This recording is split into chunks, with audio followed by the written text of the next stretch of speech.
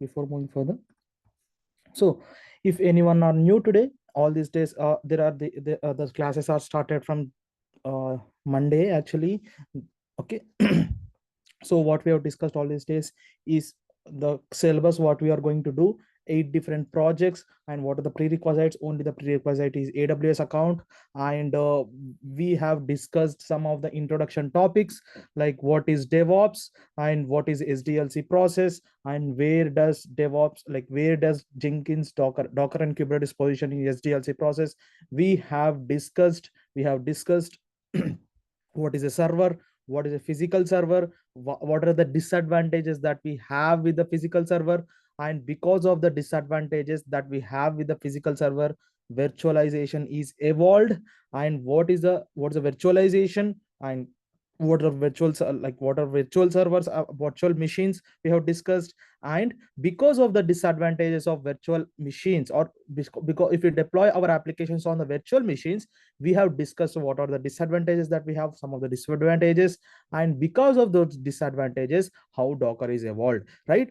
Okay, like that, in a step-by-step manner we have discussed. If anyone are new today, these sessions were uploaded to the YouTube in DurgaSoft channel. So there will be a playlist, so you please go there and you can find the sessions there, right? Today we are going to discuss about the monolithic applications as well as microservices. Okay, because you need to understand that. And we are going to discuss about the terminologies of Docker. Actually, we are going to discuss these two things today. One is monolithic application and microservices, and second thing is like Docker terminology. Actually, let me go to the diagram. Okay, now we also discuss this process, how the people real time deploys their application as with the Docker and Kubernetes, like by creating a Docker file, a jar file, Docker file, Docker image, and Docker registry and Kubernetes cluster. We have discussed yesterday this also, right? Now today we are going to discuss that one, microservices and monolithic. Okay, now I hope you people already know what are microservices and what is monolithic application previously only. But yeah, there are many disadvantages that we have with the monolithic application. Suppose, what is a monolithic application first? Okay, suppose let's consider the Amazon.in application that we regularly use. Okay, Amazon.in application that we regularly use. Let me increase this font so that it will be clear for you. Right now, this Amazon.in application contains many functionalities. Okay, many functionalities means whether it might be functionality. Suppose let me draw that one. Okay, suppose this is the application. Okay, Amazon.in application. This contains many functionalities, right? So this contains payment. Okay, payment functionality, payment. Okay, this contains cart functionality to add the items in the cart, right? cart. Okay, this contains a different products, electronics goods. Okay, electronic goods functionality. Okay, this contains clothings, right? Okay, clothings actually. So they like that. These are the examples I have provided here, but yeah, there are many functionalities if you consider Amazon.in application. Okay, suppose let's think this is the monolithic application. Okay, this is the monolithic application, monolithic application.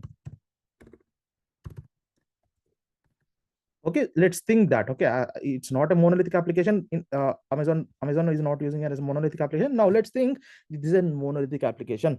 What is a disadvantage? There are many disadvantages. What's a primary disadvantage we are going to see? Actually, now there will be dependencies between each these functionality. Suppose there is a dependency between payment functionality and cart functionality, and there is a dependency between payment functionality and the electronic goods functionality, and there is a dependency between payment functionality and the clothing functionality. There will be dependencies between each functionality. Actually, there are many dependencies. Okay, suppose that's a dependencies. Okay, so okay, now what is the dependencies? If something need to be changed in the payment functionality, or if the something need to be changed if something need to be changed in the clothing functionality, then all other functionalities will also be affected, because they are dependent on each other, right? They are dependent on each other. Okay, if you change some functionality, some options you want to add in the clothing functionality, you also need to change the payment related information, payment functionality thing. So that's a huge maintenance, and we need to rework always if that is a monolithic application. This is one of the disadvantages. There are many disadvantages we have with the monolithic application. Suppose what I want to do, if there will be a dependencies, as we learned, right? Suppose I want to add a new bank, XYZ bank has come into the market. Okay, this bank has come into the market, and this bank payments also I want to allow from this Amazon.in application. XYZ bank payments also I need to allow from the Amazon.in application. Now this functionality, this is a new functionality, I want to add into payments related application. Actually, payments related, here in the payments related functionality, I need to add one more bank, so that people can also pay from that XYZ bank also. So for this change, in order to reflect this change in this payment related application, all this, if they are dependent on each other, the change will also affect all other functionalities in the Amazon.in application. So you have did that dependencies change in all the functionalities. Okay, in all the functionality dependency change also completed. Okay, that is a disadvantage. So that also you completed the dependency changes. But when you deploy this application to the production environment, or when you deploy this application to the any environments in your organization, suppose let's think this all the changes, because clothing also dependent on payment, right? So clothing application is also changed, right? So this one also need to be deployed onto the, a new version of the clothing is also need to be deployed onto the server. Actually, server, suppose let's think all these applications were being dependent on each other. If any change is appeared in that functionality, all the other functionality is also will be affected. So all these changes need to be deployed onto the server. Suppose let's think the deployment takes, suppose if we deploy this all things to the server, they need to be started, right? The starting time, let's think 20 minutes. It will not like, let's think that, okay, let's assume this is 20 minutes. If you deploy the changes of this functionalities, updated changes of these functionalities to the production server, let's think this takes 20 minutes to restart all the functionalities, actually, if you deploy in the production. So just think how much business impact for the Amazon people if 20 minutes site is down in order to reflect the updated changes. So just think 20 minutes is a huge business loss for those Amazon.in people, right? Okay, because of these reasons, this is one of the reasons, there are many reasons like this. Okay, so because of this reason, there is a one more technology, one more methodology called microservices or micro services. Actually, now what these microservices, what will be happening in the microservices? Here all the functionalities were developed in a single application, that is monolithic application. But in microservices, what we will do, individual, like for payment related functionality, we will create payment related application. Suppose let's think this is a payment related application, payment related application. So separate applications, each called microservices. Actually, for each functionality, we will be creating, developers will be creating separate applications. Actually, payment function, payment related application, for cart related application, something like this, cart, something like this. Okay, let me put here cart. Okay, now for electronics, there will be a separate application. Okay, something like this. Okay, electronics, something like this. And for clothing, there will be a separate application, something like this. Okay, clothing. okay, something like this. And they will be establishing the communication between each other actually, because the communication should be there, right? The payment functionality, suppose a person has chosen some electronic goods, some AC has chosen, he need to do the payment, right? So for payment, this application need to be talked to this payment related application for doing the payment. So each functionality will be, each application will be talking to each other actually for the proper satisfaction of the customer, or for the functionality, like they should do payment by selecting the goods, right? So each application, each microservice here, these are individual applications here. All the functionalities in the monolithic application were developed in a single application, like that is monolithic application, but individual functionalities is created as a separate application here in the microservices, and they will establish the communication between each microservice, something like this. Okay, now what will happen if you want to add XYZ bank? If you want to add XYZ bank in this case to as a new functionality, let me take this XYZ bank. Okay, if you want to add this XYZ bank into payment related function, payment related application, okay, you no need of restarting. There will not be any dependencies between the payment and the electronics payment and clothing payment and cart here. You no need of restarting all the applications. Okay, you need to only restart payment application, that's it. Okay, that will also be in seconds. You will notice in Kubernetes, if you update any application in Kubernetes cluster, how much time it is going to take within seconds. Not only it's less than 5 seconds, actually less than 5 seconds. So it's that much time saving actually. So it's not, it's just, I'm discussing about the time here, downtime here, but there are many advantages of using microservices. Okay, so we can apply authentication, authorization, we can collect log management, traffic management in a very perfect manner in microservices. But there will be this will be a tough in my monolithic application. So something like that. Okay, people will be using something called API gateway in front of microservices in order to send the request. So all these things will be developer side. Okay, no problem for us, we don't have discussing that, but you people able to know, shouldn't be knowing that. Okay, there will be a API gateway will be there. Maybe some people use a Zool API gateway as part of microservices. Before sending their request to this applications, they will authorize the person, actually authenticate and authorize the person using the Zool API gateway. So that's entirely out of syllabus, but yeah, now not required for us this one. Okay, one second. Okay, these are microservices. Okay, now here in Docker, why we have discussed this microservices concept here, actually now here using Docker, if they are following Docker way of deploying applications onto the servers, actually if they are following Kubernetes way of application, Docker or Kubernetes way of deploying their application onto the servers, what they will do, each application in this microservice, here payment application is there here. Okay, payment application in this microservice, they will convert it, this payment application as Docker image. They'll convert this payment application as Docker image. So let me write something here, Docker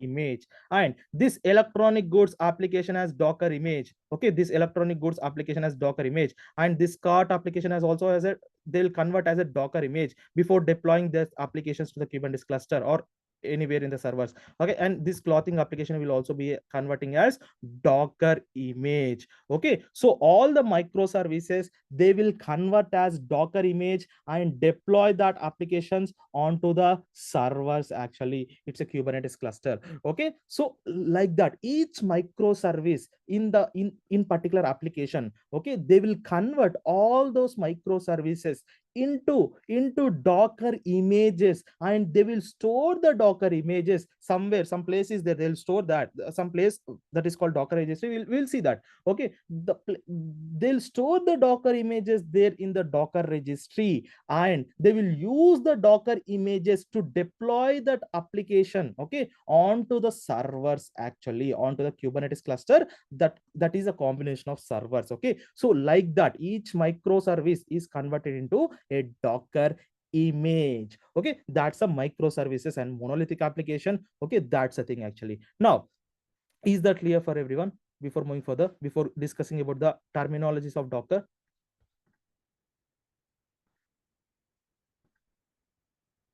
Any questions? Okay, if you have no questions, let's move further with the terminologies of Docker. Okay, first, before entering into the Docker, you need to understand different terminologies that we use on Docker, with Docker actually. Now, what are the terminologies? Let me show you. Let me write it here. Okay, now first terminology, that is Docker host. Docker host actually. What is Docker host? Docker host is nothing but a machine, a virtual machine on which you install Docker. Okay, on a virtual machine or a machine on which you install Docker. If you install your Docker on your laptop, okay, your laptop is called Docker host to run a Docker containers. Okay, the machine on which you install Docker is Docker host. Let me show you whether I have a diagram. One second. Yesterday I have drawn you, right? So one second here. This is not a diagram. No. Yeah, here in this, what we are going to do in future classes, here we have, right, this is the operating system on this hypervisor. Here each virtual machine is there, right? So in this virtual machine, this one I am talking about, this one. Okay, we are going to create virtual machine in AWS. Actually, this virtual machine, we are going to create a virtual machine in AWS. That virtual machine is also called EC2 service in AWS. So we are going to install Docker onto this virtual machine. Then this virtual machine is called Docker host. Then virtual machine is called Docker host. You can see in this diagram also. So that is a Docker host. The machine on which you install Docker is Docker host. Actually, one second, it's not this one.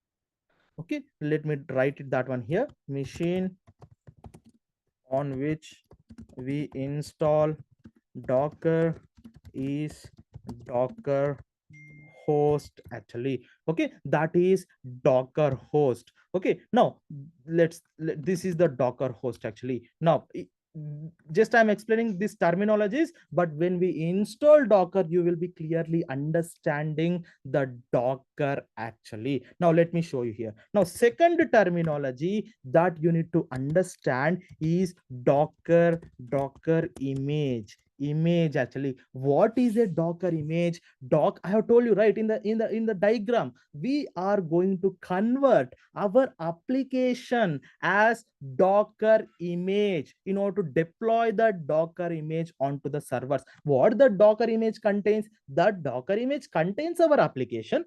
The Docker image contains the dependencies to run our application. The Docker image contains functionalities to run our application. So all the application code, all the project, all the application code contains by that application. Suppose let's think. Suppose you want to play any game. Okay, you want to play any game. What you'll do, you will be downloading .exe file from the internet. Okay, that is something called like executable file. You will be double clicking on that file and the game will be played or the game will be opened. So that is here. In this case, in the case of Docker, you will be having that exe, like that is a Docker image. We will consider the exe file which you are downloading from the internet, that is called like Docker image, in which our application will be present but not in running state. Okay, but when you suppose you downloaded exe file, that in that exe file the game is present, but that will be not in running state. When you double click on that exe file, then the game will be started actually. Like that, in this Docker image also, the application will be there. Okay, the dependencies which are required for that application will be there, but that application will not be in running state actually. Now, okay, Docker image. Okay, let me write. It's a binary that contains our application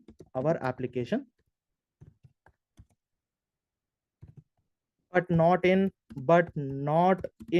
running state actually. So that is Docker image. Okay, what is Docker container? The third terminology that you need to understand is Docker container. Okay, now the running image is called Docker container. Suppose you will be using this image in which our application is present but will not be in running state,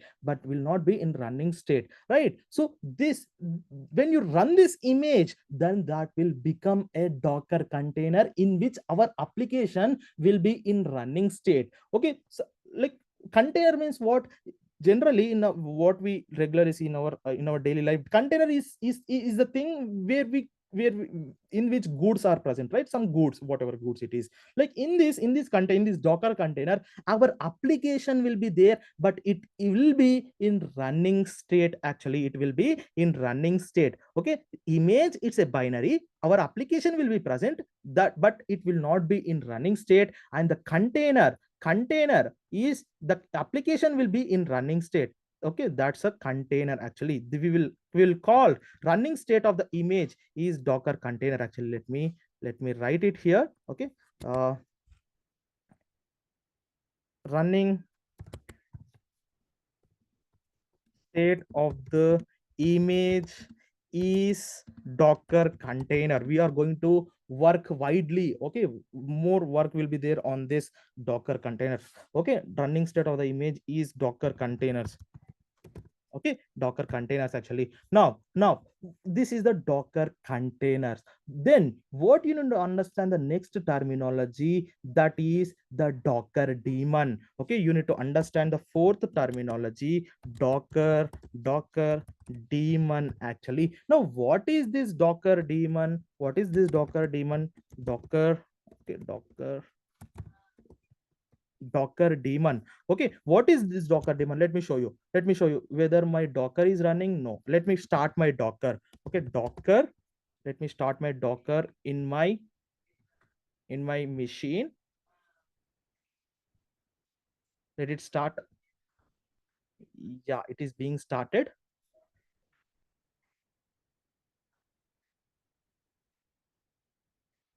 Yeah, Docker engine is being started. Now let me go to my terminal. And let me increase the font size here. One second.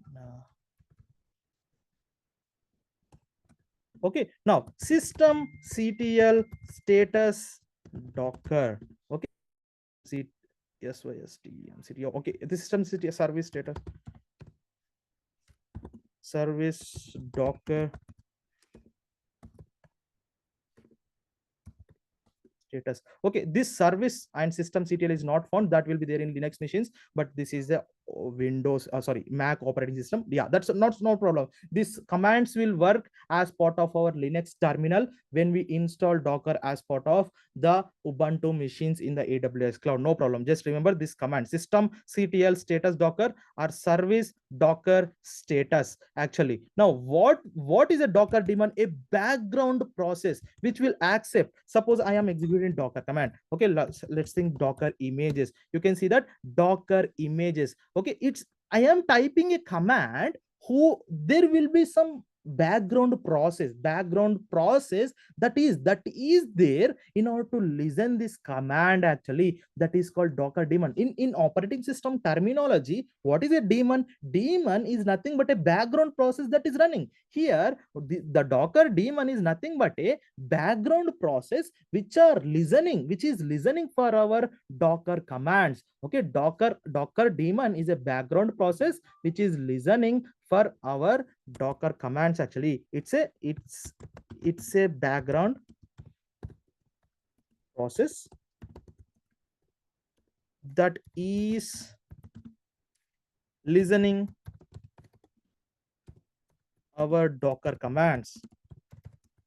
And after listening this command, Docker daemon is responsible to show this output. Who is giving this output is the Docker daemon. The images, you can see that Ubuntu image, Amazon Linux image. What is the image? In which our application is present, but it will not be in running state. Okay, that's the image. Actually, now Docker images, it is showing these images. Who is giving this list? it is given by the Docker daemon actually. Now it is fetching.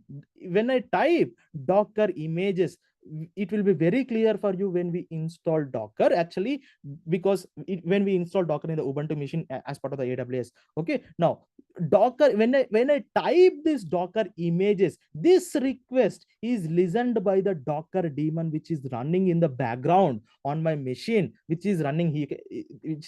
You can see that Docker desktop is running. You can see that it is running. Okay, now this command is listened by the Docker. It is running in the background and showing us this output. Okay, this is the functionality of Docker daemon, which will listen for our Docker commands and perform the functionality that we requested. Okay, listening our Docker commands and perform functionality that we requested. Okay, this is the Docker daemon actually. Now what's the next concept, what's the next terminology that you need to understand is fifth terminology, that is Docker registry. What is Docker registry? You have created multiple, like you have created a Docker image out of your application. You need to store the Docker image somewhere, right? So the storage place is called Docker registry. Suppose you have developed an application. Suppose if you are a developer, you have developed an application, you need to store that application code somewhere, right? That is a version control system, that is a GitHub or Bitbucket, wherever you store that. So that is for storing of our code. To store our Docker images, we will have Docker registries. Actually, now there are two types of registries that we have in case of Docker. One is public Docker registry, and the second one is private Docker registry. What is this public Docker registry? If you store your application Docker image, created from your application in the public registry, then that Docker image is accessible to everyone in the world. I'll be showing you what is a public Docker registry. That if you store the Docker image in the public Docker registry, that Docker image will be accessible to everyone in the world. Okay, now it is the Docker image is accessible to everyone in the world. Okay, now there is a second type of registry, that is private Docker registry actually. Now what this private Docker registry, if you store the Docker images as part of this private Docker registry, Docker registry, if you store the Docker image as part of this private Docker registry, it will be accessible, the Docker image will be accessible to only to you or whoever has the access to that private Docker registry. People in the industry generally will store the Docker images in the private Docker registry because they don't want to give the public access to their Docker images, by storing them in the public Docker registry. They will store their Docker images in the private Docker registries only. Only few people who has the access to that Docker registry can able to access the private Docker images actually. People who has the access to private registry will be able to access the images in private registry. Images therein private registry actually. So this is the private Docker registry. Let me show you the public Docker registry now. Let me go to my browser. Go here to the new tab. You will be having, type just hub.docker.com. hub.docker.com. This is the public Docker registry. You just go here. You can see that if you go to hub.docker.com, you have multiple images. These are all Docker images that you have. You see MySQL image is there, PostgreSQL image is Neo4j, Mongo image, MongoDB, Golang, PHP, OpenJDK for Java, okay, Node.js. Okay, all these were Docker images that we have. Okay, all these were Docker images. Like this, there are hundreds and thousands of Docker images that are there with public Docker registry. If you store your Docker image as part of the public Docker registry, it will be accessible to everyone in the world, and anyone in the world can be download your application, can able to use your application, can able to run your application actually. Now, how to create your account in this here actually? Now click on sign up. You need to enter your email, username and password. After entering that, just click on sign up, or you can use OAuth, and you can also use OAuth, like continue with Google, something like that. But yeah, you can use whatever you want, but yeah, you need to sign in because we are going to use this registry actually. Now let me show you my account. Let me click on sign in. Okay, now let me click this one.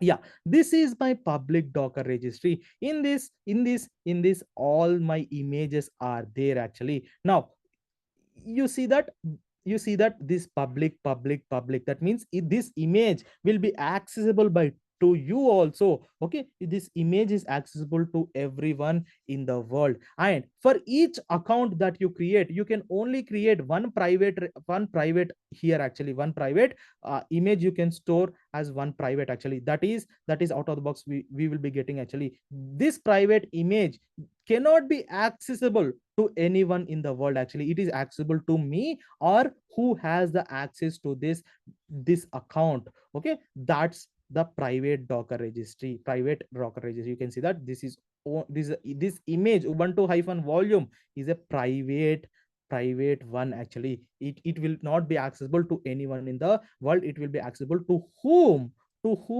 there is access to my account. They only will be able to access this image. Okay, that is private Docker registry. Like that each cloud provider will also provide some service. Okay, like that, like we have Amazon has AWS ECR, Elastic Container Registry, where you store your Docker images. That is private. Okay, that is a private. Let me show you. Where is that? Let me show you. I'm aws.amazon.com, and let me sign into the console. Okay, let me go here. uh 1 second. Yeah, I have logged in. Okay, 1 second. I need to type ECR.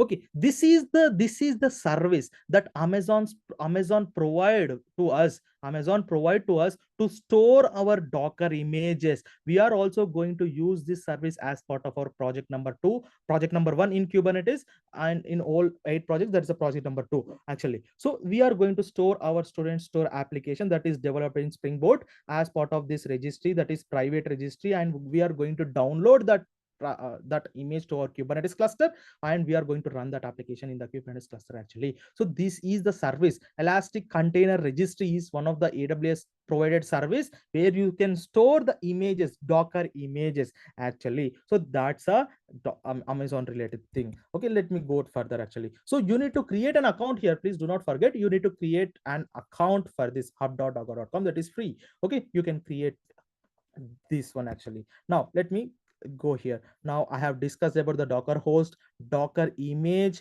Docker daemon, Docker container, Docker daemon, Docker registry, and yeah, the private Docker registry and the public Docker registry actually. Now let me, any other things have missed, any other terminologies? Yeah, Docker client is the one of the terminology I've missed. Okay, the next terminology is Docker client. Docker client is the terminology. Okay, ENT, Docker client is the terminology. Okay, the from where you are executing the Docker commands is called Docker client. Actually, from where you are executing the Docker command, suppose what is the client? Actually, suppose this is server, this is server, that means in which your application is running, and this is your machine. You have opened the Chrome browser and you are requesting, we have opened hub.docker.com, right? So this is my Chrome browser, and from the Chrome browser you are requesting you are typed hub.docker.com, and this Chrome browser will be acting as a client, and the server on which my hub.docker.com is hosted. Actually, that this is client and server. Like in the same way, on which machine you type the Docker commands is called Docker client. Actually, on which machine the you type the Docker commands is called Docker client. Okay, let me put here. Okay, the place where you type. Okay, let me put here the place where we type our Docker commands is Docker client. Actually, okay, let me put it here. Okay, okay, now most of the times Docker client and Docker host is will be same. If I tell everything now, you will be confused, but yeah, now these are the terminologies you need to understand before moving with the Docker. Actually, Docker host, what is Docker host? On machine on which we install Docker is called Docker host. What is a Docker image? It's a binary that contains our application, but not in a running state. What is a Docker container? Running state of our Docker image is a Docker container. Docker daemon, it's a background process that is continuously listening for our Docker commands and perform functionality that we requested. Actually, what is Docker registry? The place where we store our Docker image is Docker registry. There are two types of Docker registries. One is public Docker registry, second one is private Docker registry. If you store your applications on your public Docker registry, that applications, the Docker images will be accessible to anyone in the world. If you store your Docker images in the private Docker registry, then the Docker image will only be accessible to the people who has the access to that registry. Actually, so that is a private Docker registry. Generally in industry, people will be storing their Docker images into their private Docker registries, but not directly to the public Docker registry, because they don't want to allow their applications, their Docker images that need to be they don't want to allow other people to download their applications. Actually, now what is Docker client? The place where we type our Docker commands is Docker client. Actually, so there are many terminologies. Some Docker compose, what is a Docker compose, and what is Docker volume, Docker networking. So we are going to do further actually in further classes. But now you need to, before starting with Docker, you need to understand these six terminologies. Actually, so that's the thing. Actually, any questions anyone has before moving further? Anyone, please? Is that clear?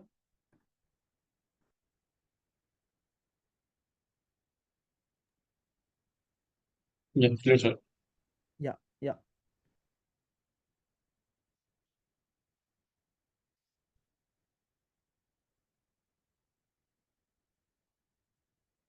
Is that clear for everyone? Please. Yes.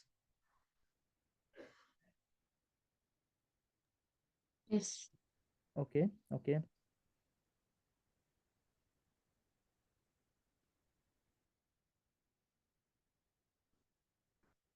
Okay, okay, so this is the Docker terminologies. Actually, now the prerequisite is the AWS account, right? So you also need to create an account in this place by in the way I have shown you, like sign up and give your details and create a hub.docker.com account, so that you can store your Docker images as part of this Docker hub. Okay, do not forget this, we are going to use widely this one. Okay, so that's the thing. Actually, now how to create an AWS account? How to create an AWS account? Go to, let me sign out from this. Let me sign out from my AWS account. Okay,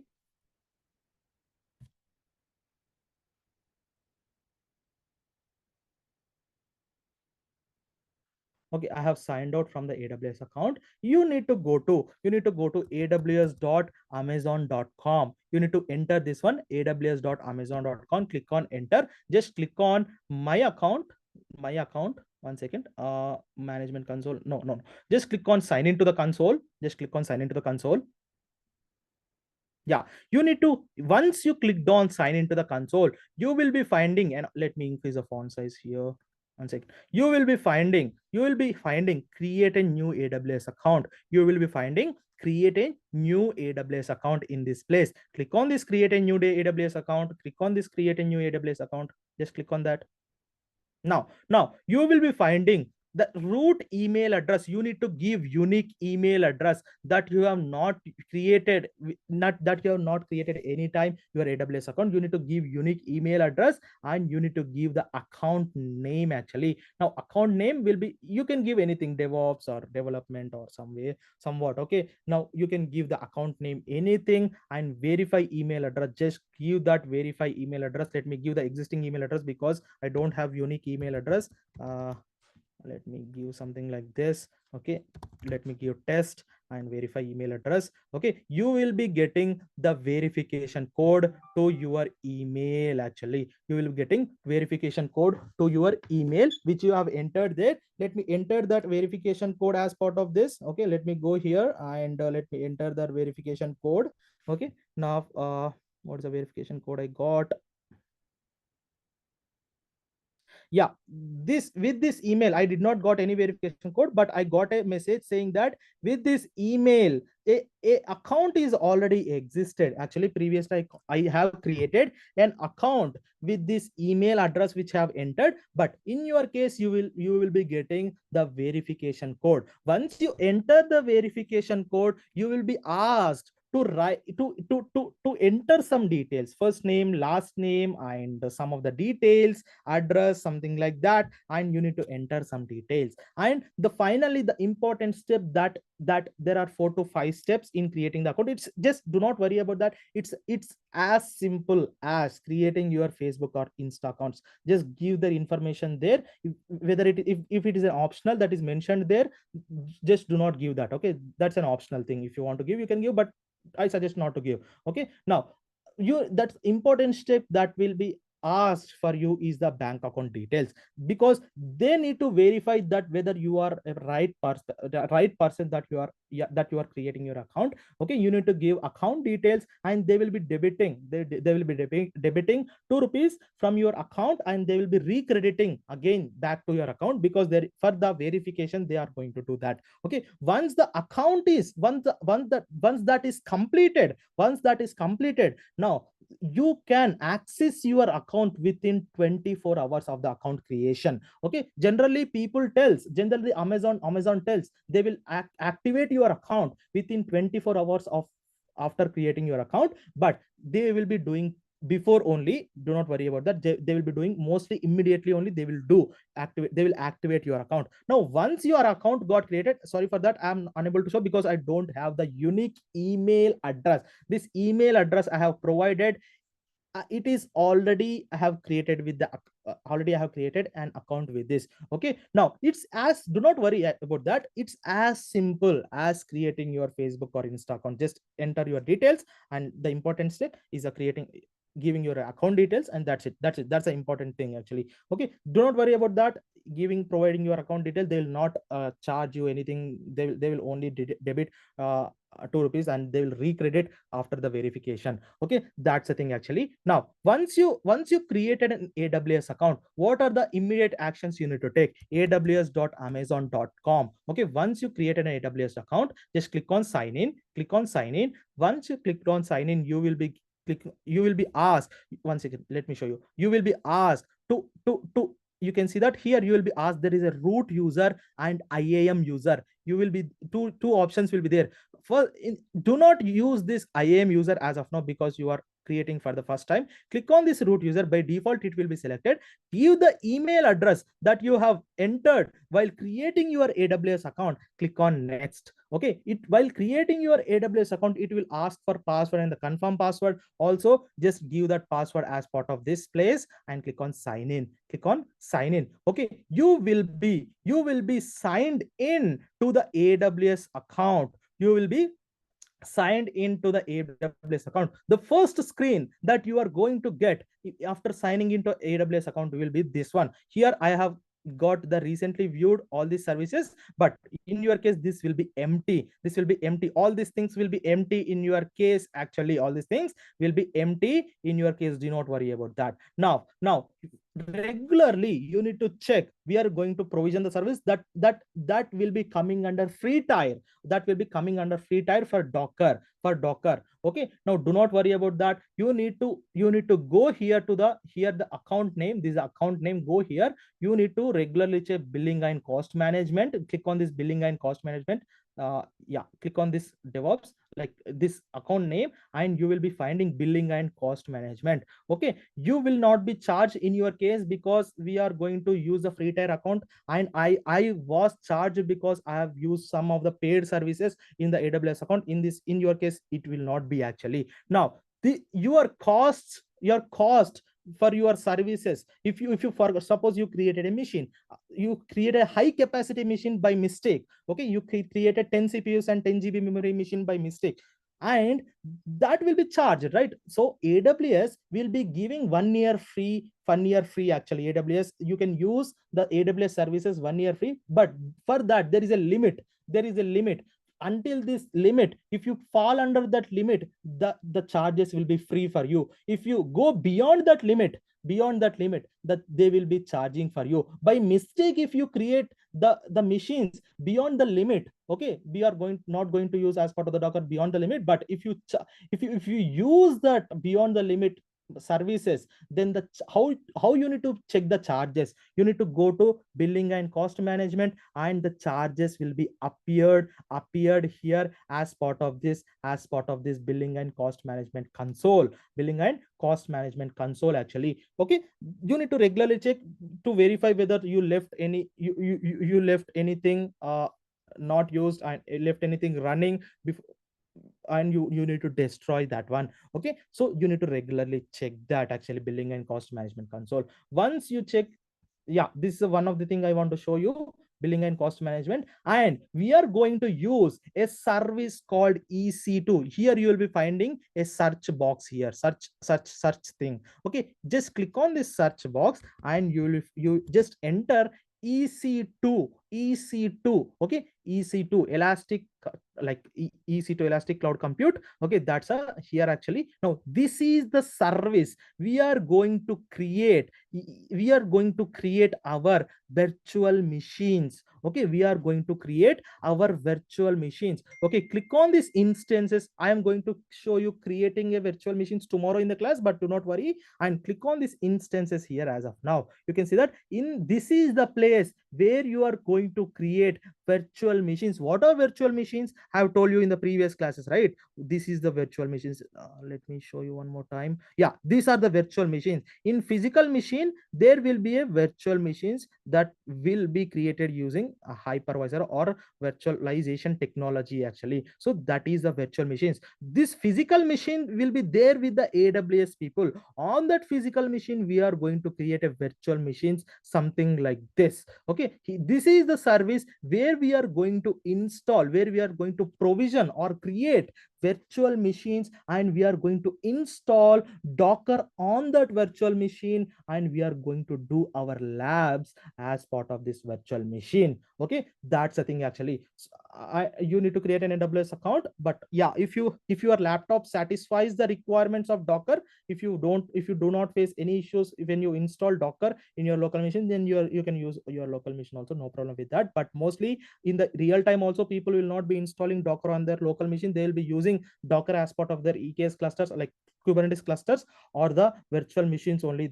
That is why I have told you to create the virtual machines here in the AWS account, because you need to get the real-time experience. So that's The reason I have told here, yeah, please try to create in this only, try to create a virtual machines, and how to create a virtual machines, and how to create a key pair, how to create a virtual machine, how to install Docker, how to log in into the virtual machine, and Docker architecture we are going to see in the tomorrow's class actually. Okay, that's the thing. Okay, today I'll show you like creating an AWS account and the terminologies that we use in Docker, and how to create like a hub.docker.com account, and how to log in, how to check the billing and status information. Okay, cost management or billing information as part of your account.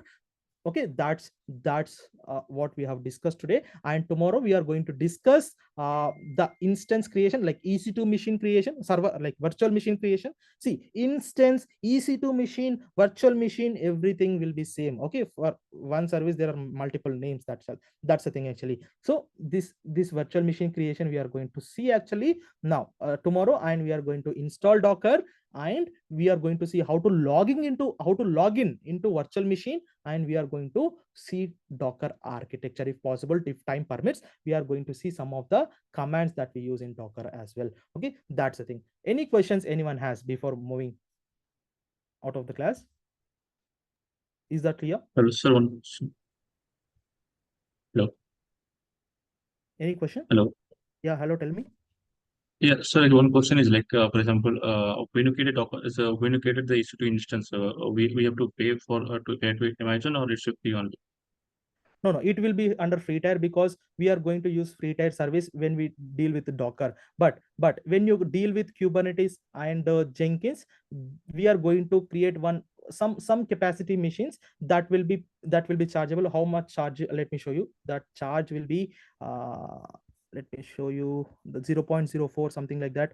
Okay, T2 dot medium we are going to use. That charge will be, okay, it is not showing here. Yeah, it is showing now, I think 0.0496 USD per hour. Actually, we are going to use these machines as T2 dot medium machines that will be chargeable like 0.0496 US dollars per hour in case of Kubernetes, in case of Jenkins, but not in if you use Docker, that will come under free tier. That is this is T2 dot micro. We are going to use free tier eligible. This one, this is free actually. Okay. Yeah, that's very less cost. Okay, no problem with that. Yeah, Okay, because so much. Yeah. we need to do our labs, right? We have no choice, right? So in Kubernetes we also have something called killer coda. Okay, KILLER, killer coda. This is a free online tool where you can practice your Kubernetes. You need to log in with your here, something like this. Let me log in here. Okay, 1 second. Yeah, 1 second.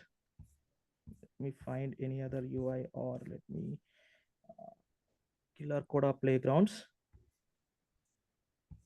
Yeah, let me put this. I'll tell you how to use this clearly. Okay, instead of creating the machines in the AWS account, you can also use this online tool. It will be directly giving, in that case you will be not charged at all. Actually, you can use this killer coda, which will be free of cost, and that will be valid for 60 minutes. And once the 60 minutes is completed, just refresh your screen. Another 60 minutes is going to get, actually something like that. You can use this for the Kubernetes. But Jenkins, we are going to use the T2 dot medium instances. Okay, that's one of the option you have.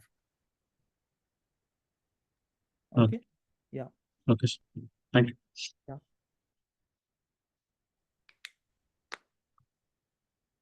anyone have any questions, please? Is that clear? Is that understand, like what I'm explaining, is that understanding for you people, or shall I explain one more time what you people say? Okay, so share some views, please. వాళ్ళైతే అర్థమైంది కానీ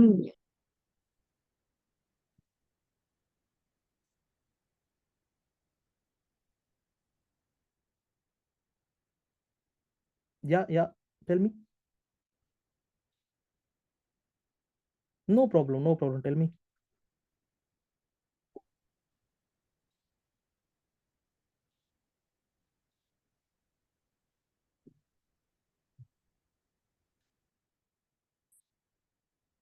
What I need to what I need to consider, whether it is understanding or not understanding.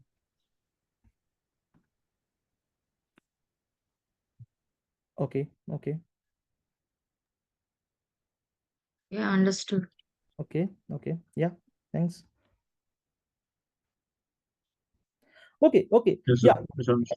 sure, sure. Thanks for that. If you face any problems, please let me know. If you tell me only, then I'll be able to know the problems which you are facing. If you do not tell me, how I will be able to know, okay, which is in your mind, right? So please tell me if you face any problems. Yeah, link is going to be changed soon. That is that one. That's what I got from the DurgaSoft. The information I got from the DurgaSoft. Please go ahead and register for the course, and that's the link is going to be changed soon. So yeah, that's the thing actually I want to say. And yeah, tomorrow what are the topics we are going to discuss, I have already told you. And if anyone are missing the yesterday's class and day before yesterday's class, please go to the YouTube and there will be a playlist. Okay, please find the playlist there, and you can view the things there. If you want me to show, give the link URL, let me stop sharing the screen. Let me give the URL for you in the chat of that playlist actually. Okay, one second. Let One second.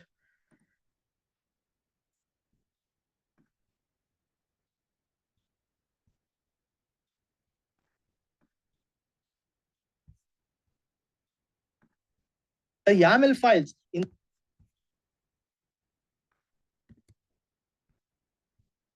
Let me put this in chat. If anyone are missing, you can refer from this.